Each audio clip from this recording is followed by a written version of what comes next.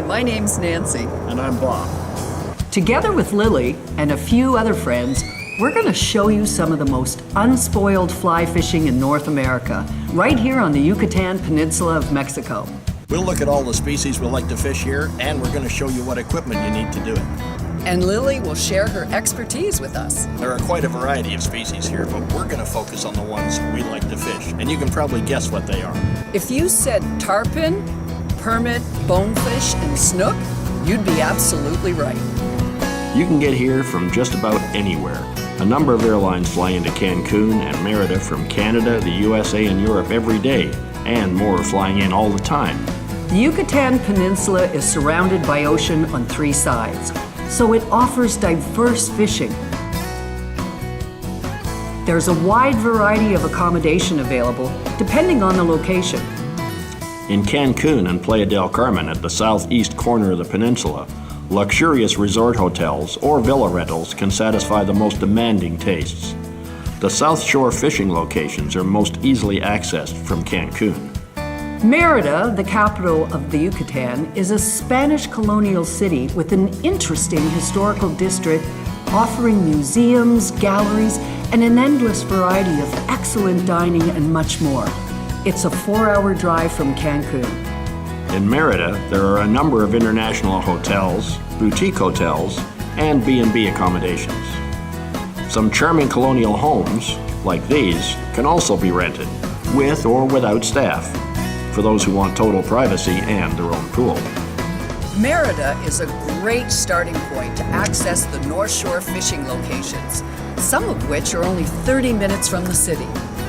However, if you want to be right on the doorstep of the North Shore fishing and prefer beach accommodation, the port for Merida is Progreso, a typical Mexican beach town. There is also hotel and resort accommodation further to the east, or you can rent an amazing oceanfront villa with its own pool, like this one, which is my favorite. Campeche, a colonial walled city with an interesting history that includes being attacked repeatedly by pirates, has a variety of accommodations and a historic district that was restored by UNESCO. It's about a 2-hour drive from Merida's airport. If you're interested in fishing baby tarpon up to about 20 pounds, Campeche could be a good option for you. All along the North Shore, in the countless mangrove channels or rios, near Campeche, at Chuburna, Chelem, and Progreso, and the lagoons at Rio Lagartos and San Felipe, there are tarpon 20 pounds or more and a number of other species to test you, including sea trout and snook. All of these North Shore locations are best accessed from Merida Airport. In the ocean just offshore Rio Lagartos of San Felipe, and near the southeastern corner of the peninsula off the island of Holbox, the very big tarpon, sometimes weighing well over 100 pounds, come through at certain times of the year and have given our 12-weight rods and reels quite a workout. Further along the south side of the peninsula, fishing camps like Pescamaya are accessed from the airport at Cancun, or by driving 5 hours across the peninsula from Merida. There you find crystal clear water and sparkling white sand flats that abound with schools of bonefish. They will give you a good time on a 7 or 8 weight rod, and you'll have shots at permit, so you'll want to bring along your 10 weight for them.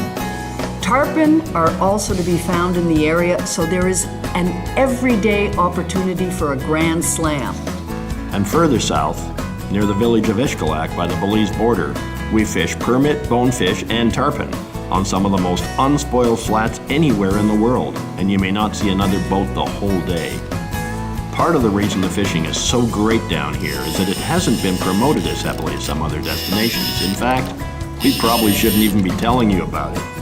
If you don't have your own boat or don't know the area, you'll have to hire a knowledgeable guide with a panga. But even the pangas can't always access some of the really skinny water flats, or get over some of the tidal sandbars, or up the narrowest mangrove channels where the tarpon and other species sometimes retreat to. For that reason, we're going to be fishing from F12 tandem kayaks. We chose the Frontier 12 for a number of reasons. With a draft of only 3 to 5 inches, the F12 can get us into really skinny water, and if necessary, we can simply get out and pull it over any sandbars we might come to. And it's one reason why some of the backcountry areas here may almost never have been fished until now. It's a bit of a stretch to consider the F12 a kayak. At 41 inches wide, it's very stable. This was important since we're fly fishing and we needed to stand up to throw a fly a good distance. Although this is the tandem configuration, they can easily be set up for solo fishing. And the new Canoe F12 has a regular transom, so with the available motor mount, you can attach a gas outboard or electric trolling motor in just seconds. This capability was an important factor for us. Because of the distances we'll be covering in a day of fishing, we've chosen Honda's 2.3 horsepower outboard to get us there. It'll push us along at about 6 miles or 10 kilometers an hour. It has a shallow drive capability and it's air-cooled, so there's no water pump or impeller to be concerned about fouling on some of the skinny water flats that we're going to fish. If you're an experienced distance kayaker, you may not need a motor, but this way we get a lot more fishing time. Our F12 kayaks have been very well equipped, including 360-degree swivel seats with quick-release fittings, casting bars for security while standing, slide mounts and slide drawers to keep our fly boxes and other gear organized. And from Yucatan, we have black packs, anchor trolleys, camera mounts, rod holders, tie downs, cup holders, and other convenient accessories and equipment, including parking poles to push us along silently and to hold us in position in wind or current, and even a light with a safety flag for a pre-dawn start or a late finish to the day. We also have transport carts to help expedite moving and loading the kayaks onto and off our vehicle, and sea tugs to help move them effortlessly across soft sand and other difficult terrain. The Frontier 12 kayak may be considered an ideal skinny water fishing machine, but it's also great on lakes and rivers or near-shore ocean fishing. Of course, eventually, or maybe a little sooner than later, you'll find yourself wishing for just a little more or maybe a lot more stability. That's right. There's no such thing as too much stability. Definitely not. You know, some kayakers say there are only 2 types of kayakers: those who have flipped their kayaks and those who will. And the last thing you want is to overturn yours with all your fishing gear aboard and maybe an outboard motor on the transom. Anyone with any experience on the water, especially salt water, will be aware of the nuisance and cost associated with getting an outboard overhauled after it's gone underwater while running. So, if you're like me and would benefit from some added stability and security, especially when fishing from a standing position when the wind is blowing some, or when in rougher water offshore, or when your kayak rolls more than you like while running in the troughs of a nasty chop to get home on a windy day, these stabilizers from Yak Gear are the perfect solution. That's right. And after looking at a number of different options and some rather weird and dubious home-built versions, it was clear that Yak Gear stabilizers were the only way to go. That's right, they are way out in front of anything else we've seen. And I can tell you that we were expecting decent quality from this company, but these stabilizers far exceeded our expectations. I'm impressed by the engineering, and the construction quality is unbeatable. They mount to our F12s in a few seconds. They're completely adjustable for various kayaks or configurations, and they come complete with everything you need for installation. They're also pretty good looking. But looks aren't everything. And these stabilizers are designed to minimize drag and are built smart and strong to last a very long time. Yes, they make perfect sense from a number of perspectives. It's a small price to pay for the added security and safety they provide. And if you're not as young as you used to be, it makes even more sense. And anyone who is overturned in cold water will tell you it's no joke trying to get back aboard again on a cold, windy day when you're wet and tired and have to go upwind to get home. It's no joke, sometimes even in warmer water. Once you've experienced kayaking with a set of these Yak Gear stabilizers, you won't ever want to go out without them. We can't wait to show you what it's like to fish from these boats. But before we give them a workout, Lily is going to tell you what species you can find here, how to fish them, and what equipment to bring. Hi, my name's Lily Cardenas, and I've been fishing since I was 10 years old. Now, I'm going to show you some of the best fly fishing anywhere in the world, right here. It's everything you could possibly want for an exceptional fishing trip or a great vacation. Over the years, I spent countless hours on the ocean with my father, so I've had the benefit of his professional secrets and his expertise. Now, I'm going to share those secrets with you. Before we go fishing, let's take a minute to talk about the climate, the types of species we're looking for, where we're going to find them, and how we're going to catch them. Cudas, like this, often over 4 feet long, are common here year-round. Don't let anyone tell you these are a trash fish. A barracuda is a bonefish with teeth. They'll jump and run with boundless energy, and they provide great sport. Their natural camouflage is superb, so instead of looking for them, look instead for their shadow. Otherwise, they'll be gone by the time you try and toss a fly at them. They're great to catch because of their aggressive nature, their speed, and their jumping ability. Don't forget, a wire leader is essential because barracuda have serrated teeth that will cut straight through your monofilament. Try using a 10-weight fly rod and a green monofilament fly that resembles a needlefish. Now, stripping for cuda is simple. You put that rod underneath your arms and strip with both hands as fast as possible. Tarpon are present here all year, but the big boys come in late April and stay through July. It's common to fish tarpon at dusk underneath bridges where they lay in wait for bait to come through on the tides. Tarpon are caught on the flats, in basins, and along channels. They can range in size from the baby tarpon, which are about 10 pounds, up to the big guys, which grow to be 180 pounds. Depending on their size, 10 to 12 weight rods should be used.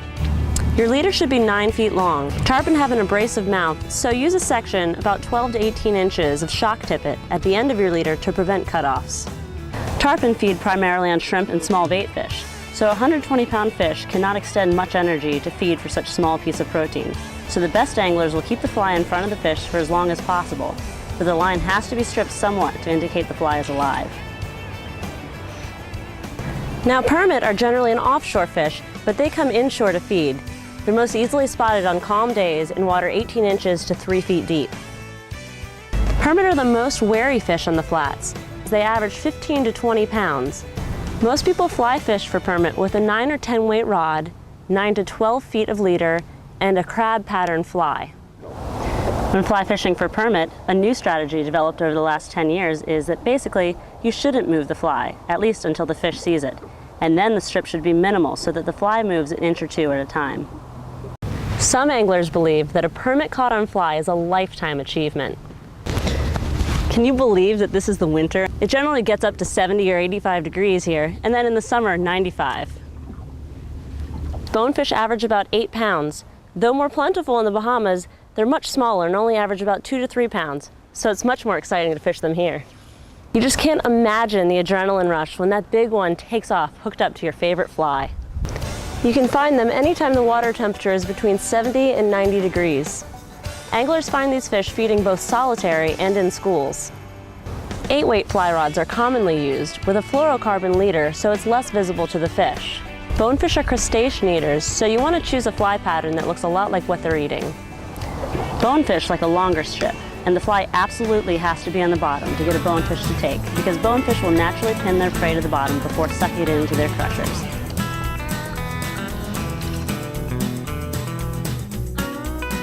I'm really loving this Jim Teeny Professional Series line here. It gives me a great advantage and actually surprises me how far I'm able to cast with it. It slides through the guides really quickly and just gets out there right where it needs to be. Come on, boys. Look for mangrove snapper and snook in and around the mangrove roots, but be careful. You got to be ready to set that hook quickly or else they'll dive back into the roots and cut your line off. Casting for snook underneath the mangrove canopy has to be close and precise. When a snook takes a fly, it's essential that you apply sideways pressure in order to draw him out of the mangroves. Otherwise, he'll find a way to entangle you in the roots and he'll cut you off on sharp clams or barnacles growing on the roots. Bonefish or permit tackle can be used on snook. It's a great game fish that jumps and pulls hard. In northern rivers and lakes, you know exactly what to expect, but down here that's not the case. Anything can happen. During the winter, you can find mackerel almost anywhere around here, but put a short piece of wire on your tippet, or else you're going to make your fly shop owner a very happy guy.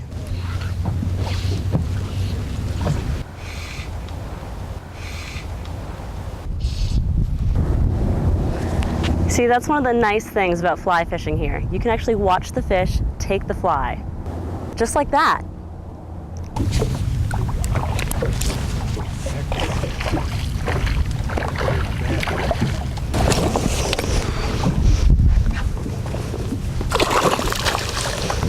These guys tend to be a little bit spiny sometimes.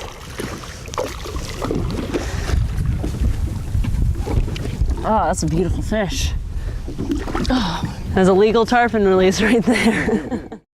Jacks are a great sport on fly rod because they generally travel in marauding schools and will bite anything that moves. Oftentimes, anglers will find jacks following around stingrays or sharks. But be careful, that jack that takes your fly while following around a shark will quickly transform from predator to prey. And it's even possible to catch a grand slam that's a tarpon, permit, and bonefish on fly in the same day. If you achieve this, then you'll be in very exclusive company.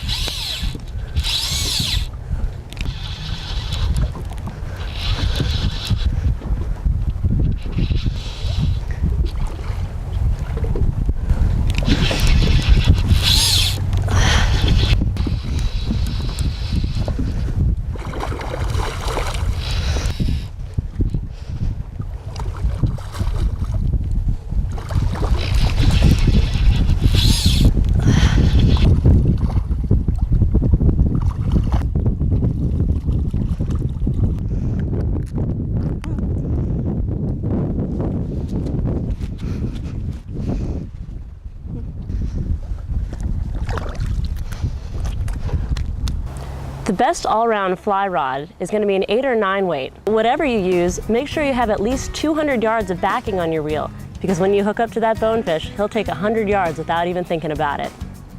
For tarpon or larger sharks, you're going to need a heavier rod. Not all fly rods are the same. There's full flex, mid flex, and tip flex. Talk to your fly shop specialist and have them help you decide which rod is right for you. Your choices of fly line are important down here. Floating line will generally serve your needs for most circumstances, but be sure you have tropical line. Your northern freshwater line just isn't ideal for these warm tropical waters. What I'm using here today for my line is the Jim Teeny Professional Series. It's an 8-weight line, and I gotta tell you, it's probably the best line I've ever thrown. There are lines that can improve your casting results on windy days, and some for sight fishing near mangroves or along shorelines. For that, I use a shorter line, 85 feet in a fluorescent white color, which is easy to see in my peripheral vision, a benefit for control. I'm usually only casting distances of about 40 or 50 feet when I'm near mangroves, but control is important because it's Murphy's Law that the only mangrove branch your best fly snags on is the one just out of reach. Now, if you're a beginner at fly fishing, try upsizing the line for the rod that you're using. For example, if you're casting with an 8-weight rod, try using a 9-weight line, and I think you'll find it's a lot easier to throw. Just a little trick to help you remember what weight fly line is on your reel. Take a marker and make a wide band for 5 and a small band for 1. This right here is a 12-weight line.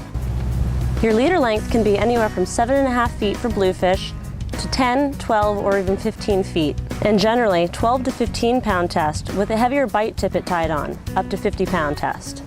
Some of these leaders are specifically made for species like bluefish and Kudor sharks, incorporating tiger wire or retwistable hay wire to minimize cutoffs. There isn't much that's more upsetting than losing your favorite fly, except losing the fish too. My bonefish leader is generally 12-pound fluorocarbon, but I go up to 80 pounds sometimes for some of the other species that we fish. It's a good idea to color code your leaders so you know what weight they are later.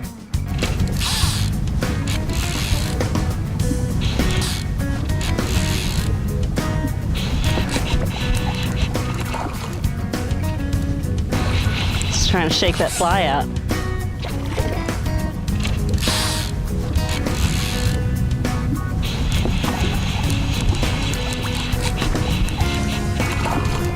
We're fishing at the edge of the bank and the current is just sweeping through here. That's a good spot for the fish to come and feed. And that's why they're all schooling over here. On a day like today, you just can't beat this visibility. It's so great to see these fish before you actually cast to them.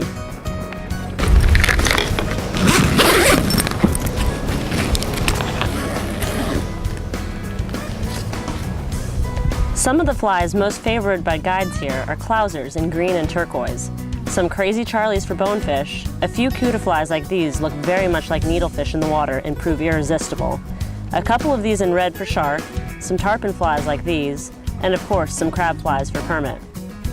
Your crab flies should approximate the bottom color where you're fishing, so tie in a green for weed and light brown for sandy bottom. Between the bluefish and the mackerel, we've gone through a lot of flies today. They just chew them up. You know, I have a weakness for tarpon flies. Some girls like shoes. One of the advantages to fishing from a kayak is that it's easy to get the boat to the fishing without a trailer. We chose YAKIMA rooftop carriers to transport our kayaks. There are other brands available, but after serious investigation, we found exactly what we needed from YAKIMA's extensive product lineup, and you can't beat their quality. We had 2 vehicles to equip, a truck and an Odyssey. Our Honda Odyssey system consists of Timberline towers, Jetstream crossbars, and the YAKIMA sweet roll. It was easy to assemble, and here's how it looks installed. The simplest way to load the kayak onto our Odyssey is to slide it up onto the roof over the rear of the van. However, we needed to avoid damage to the rear spoiler and light.